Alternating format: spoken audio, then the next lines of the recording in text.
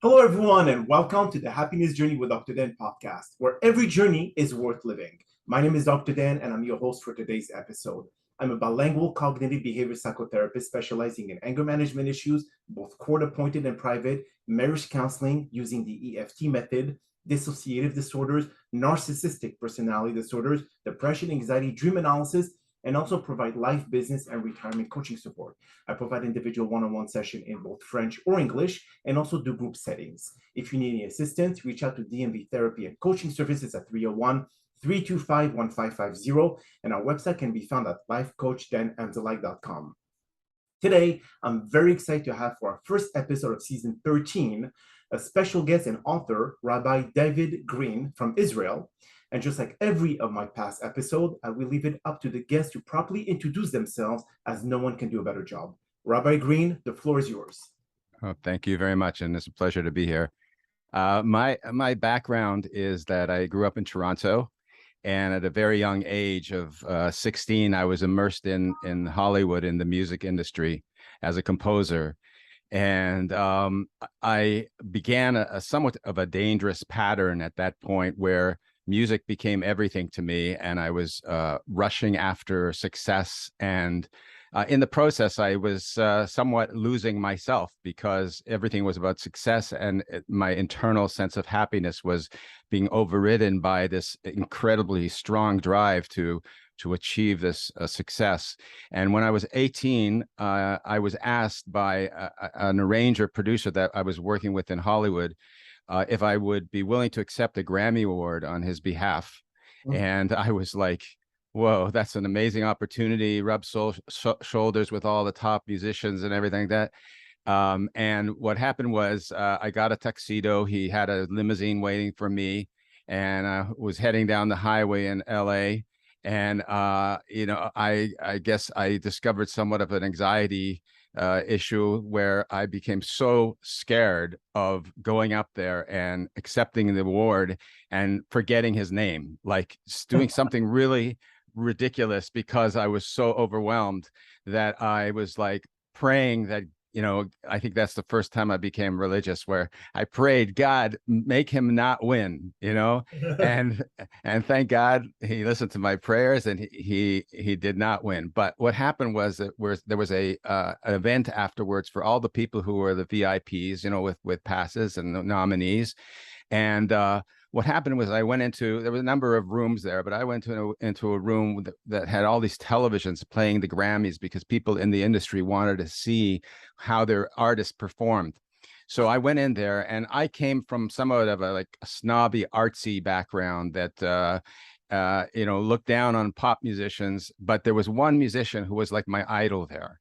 And he was like an incredible jazz musician that broke into the pop market and had a major hit with no sacrifice to the integrity of his creativity. So that was like the ultimate idol. That was I was striving towards. And I looked at him, and I had this really scary feeling, and I had this insight that, whoa, he looks very depressed.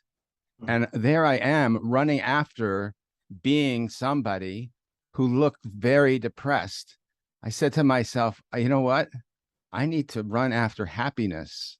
I need to run after an inner sense of happiness. And then I can use my music to express that inner happiness. And that turned me around and took me on a path where I went to college just to go through the college experience. And then I started questioning, what this life is about, and felt certain contradictions in my religious identity. And I decided to go to Israel. And when I went to Israel, I started studying in the old Jewish city of Jerusalem, and the yeshiva there. And I started questioning and asking questions of the rabbis there. And eventually I found my inner self. I discovered my soul. I discovered something that was so much more genuine. I wasn't trying to be artsy. I wasn't following the religion of being an artsy, creative, unique, have to be crazy in order to be justified. Yes. I rather was finding myself in a very peaceful place. And what happened is my music, as a result of that, blossomed. and I started a jazz band and performed every Saturday night. I was playing on different gigs for different artists. And then I went through this beautiful process that brought me more in touch with myself. And that was my path to happiness. But over the years, then I had to face a chemical depression. And through that, I had to learn how to see my spirituality within a very dark place, not just a very light place, not just a happy place, but rather seeing the beauty of life, even though the challenge that I've been given may be very painful. And how do I grow out of that? And I think a lot of the struggle with depression has to do with the way people label their depression. And they're like, oh no, look, I'm depressed. No. So for me, I welcomed it on some level, even though it was obviously not something I wanted, but I welcomed that and I grew through it. And it became a part of a process of discovering who I was with that as part of the package. So that's a basic introduction to who I am. And we obviously have a lot more to talk about, but I'll let you lead the way. Sure. So do you think, Rabbi, that being in the chosen land got you closer to that spiritual enlightenment that you were seeking for versus when you were living in California or when you were going through like the different challenges when it comes to depression? Do you feel that you were more connected to God? I was absolutely more connected to God. I feel that the land of Israel is like a mic, like an amplifier for the soul. And this is, people are transformed. Even just going to the Western Wall, which is where I lived, right, overlooking the Western Wall. I see people who are Jewish and non-Jewish who go there and they start crying because they feel something inside. They just don't know what it is, and the only expression they have is to cry out of some emotional burst of sense of spirituality. I remember once there was a girl who was like 8 years old, and she started doing cartwheels at the Kotel, at the Western Wall. You know, people just, something comes out. So I felt right away that I was home. I was in my home, and I wanted to discover my internal home as well. And I got there with about 30 guys showed up at the same time as me, and one of them had done a thesis that there is no God. That was his thesis. And so the rabbis were challenging us, you know, with all these proofs of God and Torah, and he was like the leader because he kept asking the questions based on his thesis, and they kept shooting down one question after another. Like, so we were all witnessing that. So it helped us gain the spiritual strength that that we were trying to define for ourselves. And I find, you know, in terms of happiness, that if a person is living their life on the fence, it's a very unhappy place to be. I teach a whole class about making decisions, and a lot of people have a very hard time with decisions. I was once counseling a girl in a school I taught in Jerusalem, where she says, you know, I'm taking a major in general studies. And I said, well, what's general studies? She says, well, it's a little bit of this and a little bit of that, and a little bit of this. I said, let me ask you something. When you go to a clothes store and you have to buy something, do you have a hard time deciding what to buy? Mhm. And she burst out crying because at the roots, she has a fear of decision making.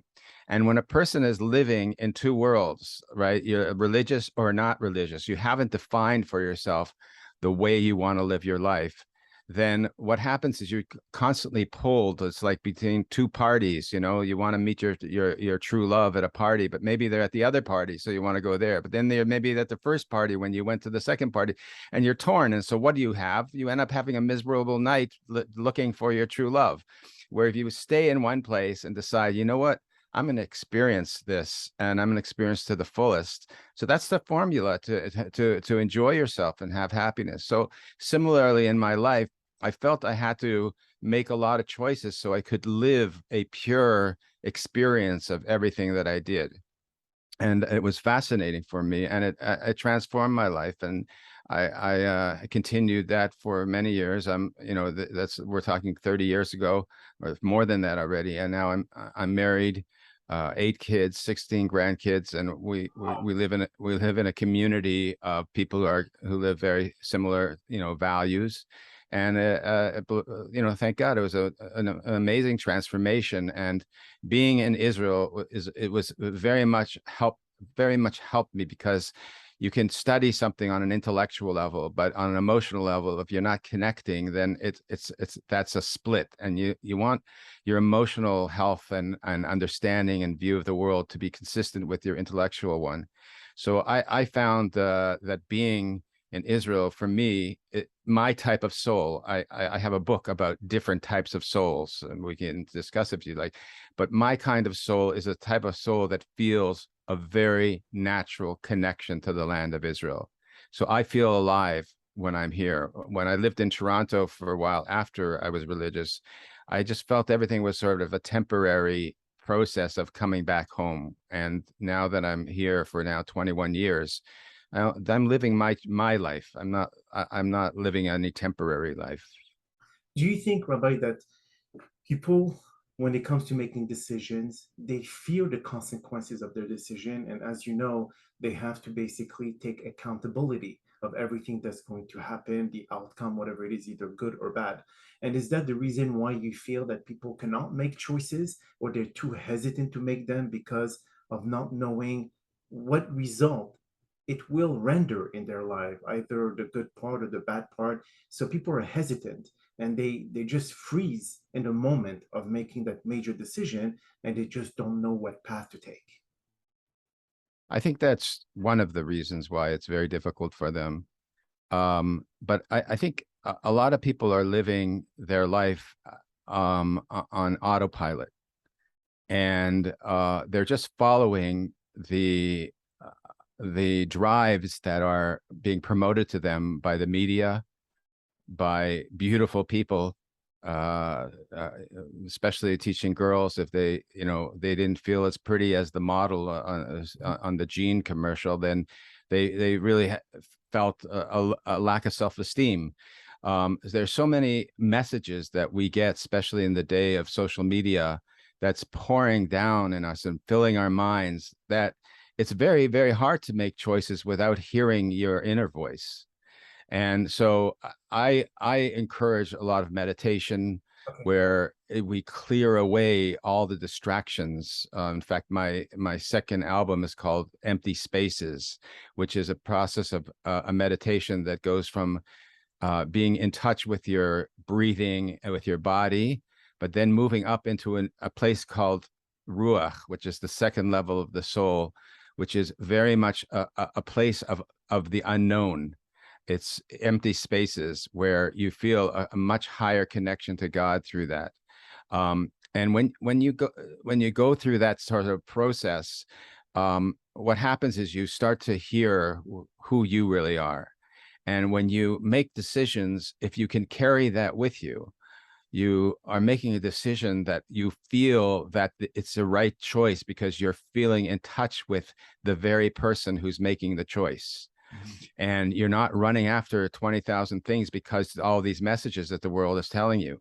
You've cleared away those messages, and you start to hear an inner voice.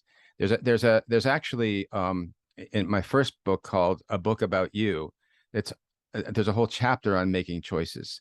But first, what I do is I define 3 types of personalities, that we're all gifted with one of those 3 based on Abraham, Isaac, and Jacob, and what's called the Sphirot of Chesed, Gevurah, and Tiferet. And each one of those personalities, we are all one of those more than the other. And if you're very much a Chesed personality, for example, it's likely that you have a weakness in Gevurah, which is the opposite. It's one is very much the giving side of who you are, and the other is more a receiving and structure. And so you have people who are very more hippie-ish and very loving and giving, and then you have people who are more like an office personality. They're the first one to open up the office, they got all the keys on their belt. They turn on the coffee machine, they turn on the printers and everything. Like, they're the kind of personality that's more like compared to the sun is the giver and the moon is the receiver. And what I help people do is discover which they want are more predominantly, and therefore what kind of weaknesses are likely to be there. And rather than beating themselves up for having that weakness, they recognize that that's part of the formula of their type of personality. And therefore, the choices they make consider that. They say, you know what, let's say I want to start a business. Let's say, I want to get married, knowing that somebody else can complement me and fill in certain gaps that I lack because of my type of personality, rather than trying to find somebody like me or work only with people like me. If there was an office run by everybody who has the same talent, it wouldn't operate. It would be dysfunctional. So the more you know who you are and the type of personality you are, then the types of choices you make in life, you can trust more. And what I think gives a person the most happiness is when they feel they're living the life that they're meant to live. Is not living someone else's life. It's like, I know what I should do, and now I'm going to do it. And I feel incredibly invigorated by doing that, which is my internal mission in this world. There used to be a time when prophets would actually tell you who you are and what you're here to achieve. And we don't have those prophets anymore. But the message that they saw was buried inside of you. And so that message is still there. So what we have to learn to do is say, look, okay, now I know there's a gold mine inside of me. There's this precious jewel inside of me called a soul. And there's this level of the soul, which is called the divine soul, that has a personality and a mission in this world. And if I want to dig to find a gold mine, it's very hard to just go out in my backyard and do that, because you don't know if it's there. But if I want to dig for a gold mine where I know it's there, then every step in the digging process is precious and appreciated, because you're coming closer and closer to that gold mine. So if I know there's a gold mine inside of me, then I enjoy the process of trying to get to that gold mine as well. And that's what life is about. It's about digging deeper and deeper and getting closer and closer. And every so often we get a glimpse of it, and that becomes inspiration. But we don't live life for inspiration. Inspiration is only a tool to help us get a vision of where we're supposed to go. And therefore, what I try to help people do is discover who they are and what their mission is in this world, and try to help them along a path that enables them to live according to who they truly are. Do you think, Rabbi, that misery is culturally based? And let me explain my question. When you look at different cultures, we'll go with the Jewish culture, where the parents want their kids to either become a doctor, a dentist, a lawyer, an architect, whatever it is. And when the kid is not meant or doesn't feel that this is their career, but they have to do it to make their parents happy or their family or whatever pressure that surrounds them. Do you think that because in other culture as well, it's not just the Jewish culture, but many others that have, again, that mentality of where they want to project their career or their intent career into their kids. And if they don't, I would say not perform, but they don't become what the parents want, then they're either shunned or they're ignored or whatever it is. So do you think that because of this, the kids are forced to do something that they don't want to do? I agree 100% with that. And I think that is a very, very challenging thing that I've helped many people through. And by defining their personalities more, they say, wait a second, a lawyer personality is not like a chesed personality. That's a different type of person. And what I know of a person who was he was a criminal lawyer in Memphis, Tennessee, where my wife is from. And he quit his job, moved to Israel, and became a baker. It happens he's very successful, but he was successful in being honest with himself by saying, you know what? I'm not the kind of guy who goes to work with a suit and tie and clean clothes. I'm the kind of guy who should have, flour all over my pants, that kind of like, like get dirty. That's my personality, is to be there, kneading the dough. And it's a very sad thing. I found it a lot in Russian culture. The Russian culture has a lot of expectations of culture. Like when I find out as a student is Russian, I would say to them, well, how many instruments do you play? Right? They have to be virtuosos in violin and piano and and all the other. intellectually. And I said, you know what? You have to realize that's what your mommy wants. Now, whose life do you want to live? You want to live your mommy's life, or do you want to live your own life? And you want to know what? If your mother had an understanding of what we're talking about now, the last thing she would want you to be is the doctor. She doesn't want you to be the doctor. She wants you to be happy. There's just a certain level of pride that's attached to certain types of careers, and that pride is shaping the destination of somebody she loves. And if she only would realize that that's not what you are meant to do, she would lay off and become a much more accepting and encouraging person for to help guide you in life. But also, I think the kids also have to have the courage, Rabbi, to be able to tell to their parents, this is not my calling. This is not who I feel or I want to become, just to be able to fulfill whatever pride you're seeking so desperately. So the thing is that as long as the kid needs to be able to express themselves, I think this is where they will be on their path to achieving happiness versus misery. There's a lot of people, unfortunately, who do they'll go through med school, and the day after med school, they'll say, you know what?